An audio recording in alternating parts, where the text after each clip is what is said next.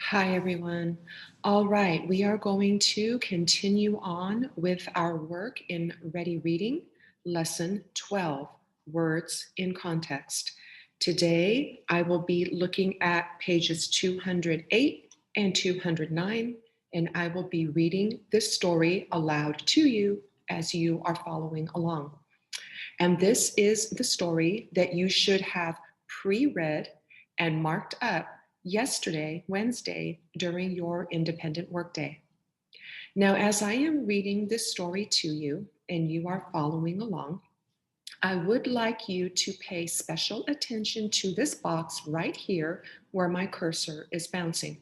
Words to know.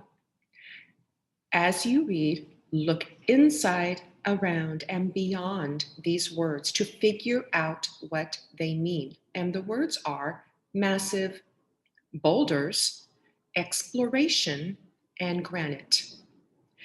And as you're looking at these words and looking at the context clues, what I would like you to do in your breakout groups is I would like you to predict the meanings of these words. I would like you to discuss it because we are going to come back together as a whole class and you are going to share with us what you believe the meanings are.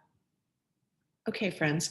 So again, I am starting on page 208, and the title of this story is Yosemite Morning, and it is written by Hilary Dumitrescu. Here we go.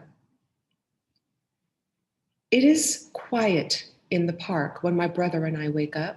We pretend we are the only ones here and not one of thousands of tourists. Fresh snow has fallen overnight and blankets the ground, the rocks, and the massive boulders with a silent quilt of white. I take a deep breath. The air smells green and icy. Suddenly, nearby, I hear a soft thump. I hear my brother gasp. When I turn around, he is standing there with his head covered in a thick crown of snow. He laughs and points up. The branches above him hold armfuls of snow. They are ready to have a snowball fight with us. We walk further into the woods, our boots crunching in the snow. My brother walks ahead. At one point, his entire left leg sinks down into the snow. I run to help, and I too sink completely into the surprisingly deep snowbank. We are laughing, trying to free our legs from the snow's grip. I pull my foot out, finally, only to find that it's just my sock that has escaped. My boot is still buried.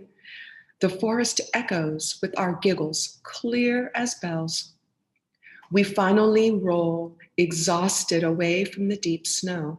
We continue our exploration. We wander deep into the woods. It feels like we are alone. I wonder what it must have been like for the first people who lived here. What was it like before the cars, the tour buses, and the fancy hotels came along? Did they walk quiet as rabbits on the new fallen snow? Did they stare up in awe at the great granite face of Half Dome? We come to a clearing.